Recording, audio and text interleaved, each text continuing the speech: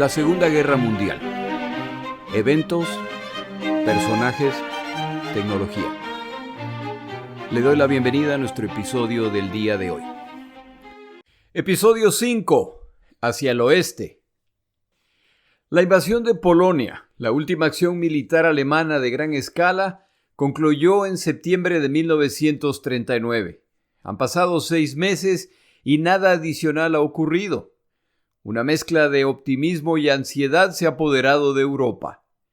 La mayor parte de países intentan continuar su vida normalmente con la esperanza de que si la guerra continúa no sea en su área. Los pasos siguientes son claros. Una confrontación entre alemanes por un lado y franceses y británicos por el otro. Alemania y Francia comparten suficiente frontera como para que se citen ahí. El problema es que si los atacantes son los alemanes, los franceses tienen su línea de defensa Maginot, de la que en su momento hablaremos, y si los franceses y británicos son los atacantes, Alemania tiene su línea de defensa Siegfried. Esto complica el análisis, ya que si deciden flanquear esas defensas, esto aumenta la posibilidad de que otros países terminen involucrados. Desafortunadamente para quienes ven la situación desde esta perspectiva, ignoran quién es Adolfo Hitler. Para alcanzar una verdadera victoria, zonas claves de Europa del Oeste tienen que ser conquistadas, y esto significa la invasión de múltiples países. La actitud de Europa es derrotista y mezquina.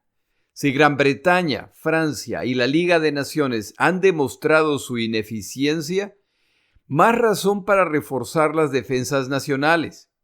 Noruega está a cargo de su propia defensa en caso de ataque. No puede poner toda su esperanza en Gran Bretaña o Francia, o peor aún depender de que Alemania simplemente decidirá no atacarlos. Cuando Alemania finalmente los invadió uno tras otro, fueron ellos quienes sufrieron las consecuencias.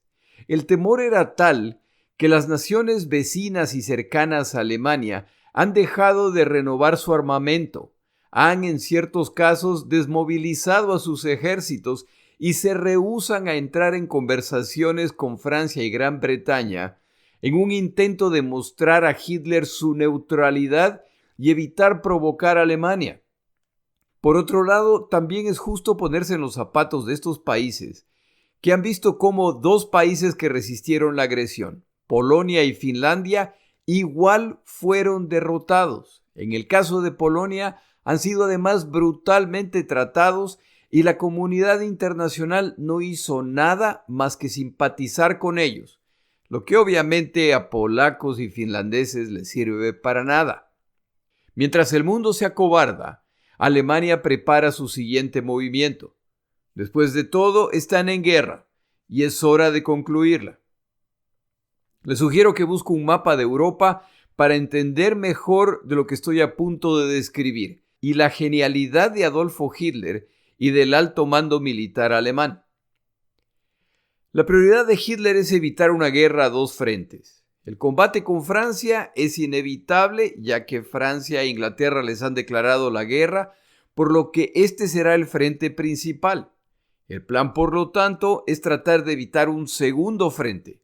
Esto se logrará a través de unas cuantas acciones coordinadas que unificarán el frente en el oeste de Europa y darán una gran victoria a Alemania. Al menos ese es el plan. A continuación, el plan de Hitler en el orden de la invasión. Noruega será conquistada simultáneamente con Dinamarca. En el episodio previo mencioné a Finlandia y el deseo del primer ministro británico Chamberlain de enviar ayuda, equipo y tropas a esa nación. Si se hubiera enviado esta ayuda, la única opción era hacerlo a través de Noruega y Suecia, como usted puede ver en el mapa. Estos países no estuvieron de acuerdo con la idea, por lo que nunca ocurrió. Pero ahora Hitler sabe que los aliados tienen sus ojos puestos en Noruega. Por lo tanto, Noruega será invadida primero por las siguientes razones. Primera, los británicos y franceses quieren Noruega. Segunda, las reservas de hierro de Noruega y Suecia son demasiado importantes para la industria militar como para arriesgarse a que los oponentes invadan a estos países o que estos países se alíen con los enemigos de Alemania. Tercera, si se conquista Noruega, los suecos ahora saben que están rodeados y a merced de Alemania. Si los aliados quieren Suecia, tendrán que pasar por Noruega o Dinamarca. Cuarta, Noruega conecta por el norte con Finlandia.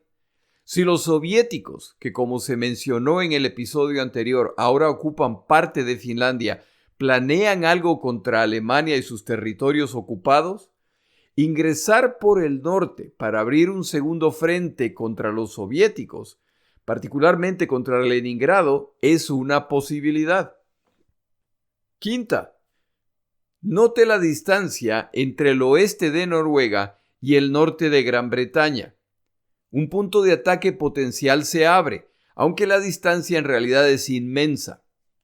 Sexta, la ubicación privilegiada de Noruega le da vía libre a Alemania hacia el Atlántico Norte. Este factor se volverá fundamental en el futuro. La amplísima costa noruega será una de las bases de operaciones de los famosos submarinos alemanes, las jaurías de lobos. Séptima, aunque en estos días era desconocido para la mayoría, Noruega tenía un atractivo adicional para Hitler. Científicos de distintas nacionalidades discutían la teoría de que era posible separar el átomo y que al hacerlo se liberaba una gran cantidad de energía. Los noruegos contaban con una planta para producir agua pesada, que es uno de los materiales necesarios. Alemania quiere esa planta. Dinamarca será conquistada simultáneamente con Noruega. Por sí misma, Dinamarca no es crítica estratégicamente, pero no tiene sentido dejar una brecha abierta en el escudo hacia el oeste que planean formar. Por lo tanto, si la invasión de Noruega se complica, ataques aéreos o navales desde Dinamarca podrían ser necesarios. Una vez que esto se complete o esté relativamente controlado, es necesario ir hacia el sur para consolidar el frente y concluir la campaña. Los siguientes países en la lista para la invasión son Holanda, simultáneamente con Bélgica. Note en su mapa la cercanía de Holanda a Gran Bretaña. Si las etapas previas del plan se han completado apropiadamente, Holanda es la última esperanza británica para abrir un segundo frente en apoyo a Francia. Si los holandeses deciden aliarse con Gran Bretaña y Francia, esto se vuelve un problema. Como parte de esta invasión, también serán consideradas Bélgica y Luxemburgo. Los belgas son vecinos de los franceses y alemanes, al igual que Luxemburgo. Si Bélgica cae en manos alemanas, el ataque a Francia puede ser a dos frentes. En la Primera Guerra Mundial, incursiones a través de Bélgica fueron efectivas y tal vez en esta guerra también serán exitosas, sobre todo ya que Bélgica se ha negado a que Francia extienda su línea Maginot hasta su territorio. Avancemos entonces a lo que efectivamente sucedió. En este punto de nuestro episodio tomamos una pausa.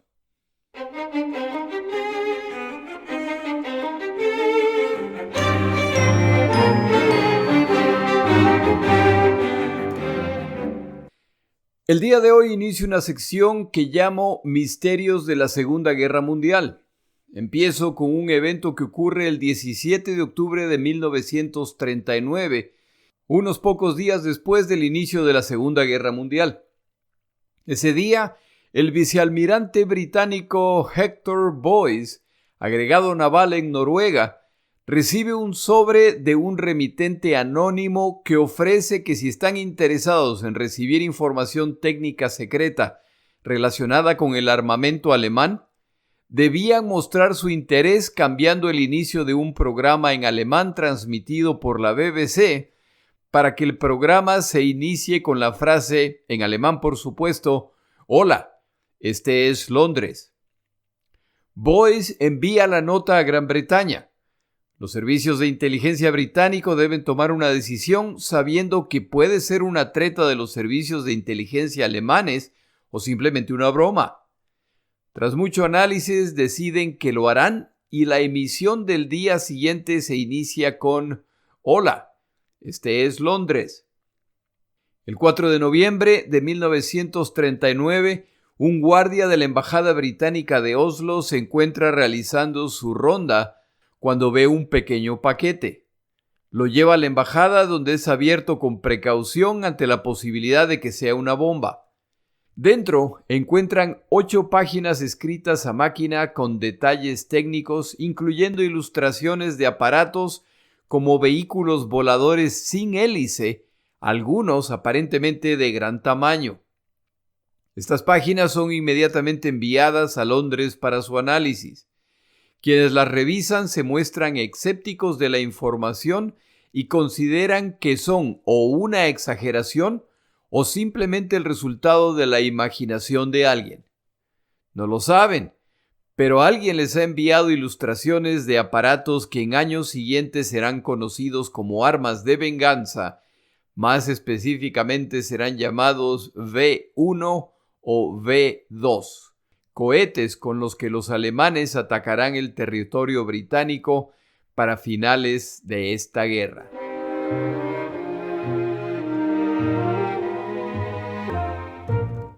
El 2 de abril de 1940, Adolfo Hitler da la orden de proceder con el ataque que deberá empezar en 5 días.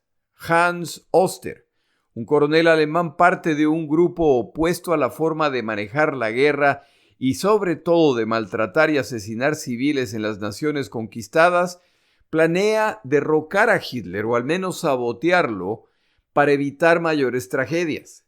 El coronel Oster filtra la información de la invasión al representante militar holandés en Alemania, quien entrega esta información a sus contrapartes danesa y noruega. Esta información llega a Dinamarca, no a Noruega, donde los nazis tienen colaboradores a los más altos niveles gubernamentales. Esta filtración será descubierta y Hitler ordena a Canaris, jefe de su inteligencia militar, que se encuentre al culpable. Hitler no sabe que ha puesto a cargo de la investigación al responsable de la filtración. Canaris y su grupo de conspiradores seguirán intentando derrocar a los nazis, pero al final lo pagarán con su vida. Hitler, con su rápida decisión, se les ha adelantado por apenas 3 días a británicos y franceses que estaban en proceso de minar las aguas alrededor de Noruega. Ellos también habían puesto sus ojos en las reservas de hierro de Noruega y Suecia. En defensa de Chamberlain y Daladier, los primeros ministros británico y francés, ellos tienen que obtener aprobación política en sus países, además de la aprobación de los países afectados. O al menos deben intentar obtener esa aprobación. Deben tratar de entender el impacto a largo plazo de estas decisiones. Hitler no tiene ninguno de esos problemas políticos. Él manda y lo que él decide es lo que se hace. Y la voluntad de las otras naciones le interesa poco. Con el amparo de la noche, un grupo de destructores alemanes y 2 cargueros que llevan armamento y municiones para las tropas han zarpado para Dinamarca y Noruega. Su esperanza no ser descubiertos por navíos británicos o este será un desastre militar sin precedente. Aunque hay embarcaciones británicas plantando minas, la flotilla alemana no es descubierta. El 9 de abril, tropas alemanas desembarcan en Narvik, en Noruega, y cerca de Copenhague, en Dinamarca. Los 2 países reaccionan a estas invasiones de forma distinta. Aunque he intentado encontrar el texto exacto del documento entregado a los gobiernos noruego y danés, no ha sido posible. Los detalles encontrados en múltiples fuentes coinciden en lo siguiente. A primera hora del 9 de abril, los representantes diplomáticos alemanes se presentan ante los gobiernos danés y noruego respectivamente para entregar la siguiente comunicación. Alemania teme que Noruega y Dinamarca podrían ser atacadas por británicos y franceses como parte de su guerra contra Alemania. A fin de protegerlas, fuerzas alemanas arriban a sus puertos en ese momento. Se espera la cooperación de los gobiernos y de la sociedad civil y cualquier muestra de resistencia a esta medida lamentablemente necesaria será reprimida por todos los medios necesarios. Aparte del desembarco, Hitler ha preparado un espectáculo adicional para los daneses. En la mañana del 9 de abril, formación tras formación de bombarderos alemanes sobrevuelan Copenhague, la capital danesa.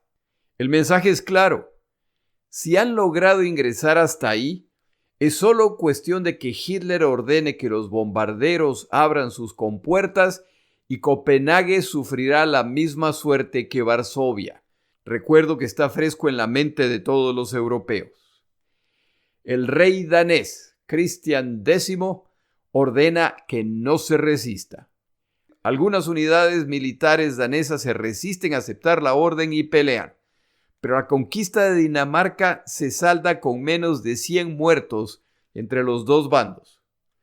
Por su actitud, Dinamarca será tratada con delicadeza. Así como Polonia era la muestra de lo que pasa cuando los países se resisten, Dinamarca será el ejemplo de buen trato al no resistirse. Sin embargo, el buen trato a Dinamarca no durará para siempre. En Noruega la situación es distinta. Vidkun Quisling, exministro de Exteriores y simpatizante nazi, ha decidido traicionar a su nación a cambio de ser el líder noruego una vez que la Alemania nazi los conquiste. Entrega detalles de la preparación o de la falta de preparación de Noruega. Hitler recompensa a Quisling poniéndolo a cargo de Noruega. Los noruegos, sin embargo, nunca le perdonarán esto y su apellido ha pasado a ser sinónimo de traición en más de un idioma. Don Quisling duró apenas 15 días en su posición. Los combates son intensos. Militares fieles al rey intentan detener a los alemanes. Británicos y franceses mandan tropas a Noruega. Una vez que la Armada Británica se da cuenta de que los alemanes los han burlado, entran en acción y aunque pierden embarcaciones como resultado de ataques aéreos, causan daños graves a las fuerzas navales alemanas. A medida que la invasión se consolida, la eficacia de las fuerzas navales británicas se reduce, ya que tienen que seguir acercándose a la costa noruega, donde la aviación y submarinos alemanes pueden atacarlos. A la larga los alemanes prevalecen y británicos y franceses se retiran de Noruega al comprender que esta campaña está perdida. El resentimiento contra los británicos empieza a crecer. Después de todo, son los únicos que pueden darse el lujo de embarcarse y regresar a su país, mientras los otros que han participado en estas campañas deben quedarse a lidiar con las consecuencias.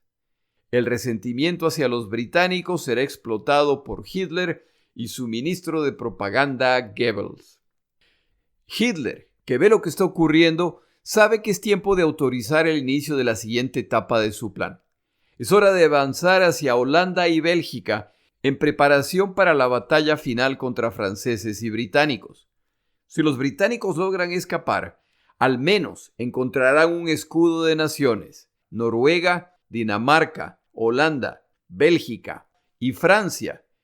Las naciones costeras restantes, España y Portugal, no son vistas como un problema, ya que sus gobiernos de simpatías fascistas seguramente se alinearán con los alemanes. El 10 de mayo de 1940, la invasión de Holanda y Bélgica se inicia, mientras los combates en Noruega continúan. Los holandeses son una de las naciones que, con la intención de mostrar su deseo de neutralidad, han dejado de renovar su ejército. Por otro lado, esta nación no se vio involucrada en la Primera Guerra Mundial, por lo que confían que esa neutralidad previa será respetada. Pero ese no va a ser el caso. Al momento de la invasión alemana, carecen de tanques o armas antitanques y su fuerza aérea es insignificante. Los pocos aviones existentes serán destruidos en la primera etapa del conflicto al mejor estilo de la guerra relámpago. Es solo cuestión de tiempo para que Holanda caiga. Los ataques aéreos son seguidos por ataques de paracaidistas en áreas clave para preservar puentes y controlar ciudades. Los holandeses se niegan a rendirse e, incapaces de dar una guerra de igual a igual, optan por la resistencia armada. Para mayo 14, es decir, apenas 4 días después de iniciado este ataque, Hitler ha tenido suficiente. ordena que bombarderos involucrados en la operación en Bélgica se dirijan hacia Róterdam para bombardear la ciudad. Alrededor de 1,000 civiles holandeses mueren por los bombardeos en mayo 15. Los holandeses pronto capitulan con sus fuerzas armadas prácticamente intactas. La invasión de Bélgica es distinta, ya que el elemento de sorpresa se ha perdido y seguramente los belgas los están esperando. Sorprendentemente, las autoridades belgas no autorizan la entrada al país de soldados franceses o británicos hasta el mismo día del inicio del ataque alemán. Los belgas no quieren ser acusados de provocar a Hitler. Confían en que las promesas hechas recientemente por Hitler de que los belgas no serán invadidos son reales. La invasión de Bélgica se inicia con ataques aéreos. Bélgica cuenta con la fortaleza Eben Emael, que se supone será una defensa importante en caso de ataque. Los alemanes llevan meses practicando cómo tomar esta fortaleza utilizando paracaidistas. Los defensores de la fortaleza Eben Emael pelean con bravura, pero el armamento alemán es superior y tienen que capitular el 11 de mayo. La pelea continúa y ahora británicos y franceses se apresuran a sumarse a la defensa de Bélgica. Durante los combates en la Primera Guerra Mundial, los alemanes intentaron un ataque masivo por esta ruta que casi funcionó. Es obvio que lo van a volver a intentar y hay que apresurarse a reforzar este frente para evitar una repetición de la Primera Guerra Mundial. Británicos y franceses no lo saben, pero la invasión de Francia ha empezado y sus ejércitos van rumbo a una brillante trampa que una vez más mostrará la superioridad de los combatientes alemanes. Tras 10 meses desde el inicio de la Segunda Guerra Mundial, la Alemania nazi avanza imparable por Europa. Hitler sabe que aunque Noruega y Bélgica todavía resisten, es solo cuestión de tiempo para que también caigan. Con la nueva etapa de su plan en ejecución, solo tomará unos pocos meses para tener a Europa Occidental en la palma de su mano y vengar la vergonzosa derrota de la Primera Guerra Mundial. Entonces será el momento de ejecutar la parte principal de su plan. La guerra farsante ha terminado y ahora los europeos lo saben, pero el curso de la guerra también ha cambiado en otro sentido. Para el momento de los eventos previamente descritos, Daladier ya no es primer ministro francés, ni Chamberlain primer ministro británico. Neville Chamberlain, cuando la gravedad de la situación se ha vuelto clara y la guerra inevitable, intenta crear un gobierno de coalición en que los partidos laborista, liberal y conservador unen fuerzas para enfrentar la gravísima situación. Los laboristas se niegan a trabajar con Chamberlain, acusándolo de ser él el culpable de la falta de preparación británica. Esto fuerza a Chamberlain a renunciar. Como los conservadores fueron los elegidos por el voto popular, su reemplazante debe ser del mismo partido. Y como es muy probable que el reemplazante de Chamberlain pasará a la historia como el primer ministro británico bajo el cual se perdió la guerra contra Alemania, no hay muchos interesados en esta posición. Al final, la decisión será entre Lord Halifax, colaborador cercano de Chamberlain y participante activo en la estrategia de apaciguamiento a Hitler, y Winston Churchill, un político ubicado en el extremo opuesto cuando se trata de cómo manejar la Alemania nazi. De hecho, Churchill lleva años advirtiendo de las consecuencias de la forma como se está manejando la situación con Alemania, refiriéndose a los apaciguadores, empezando con Chamberlain como el hombre que encuentra un cocodrilo y empieza a alimentarlo con la esperanza de que a él será el último al que se comerá. En el siguiente episodio tomamos un desvío para hablar de uno de los personajes fundamentales de la Segunda Guerra Mundial. Me refiero a Winston Churchill. Mi nombre es Jorge Rodríguez. Gracias por acompañarme.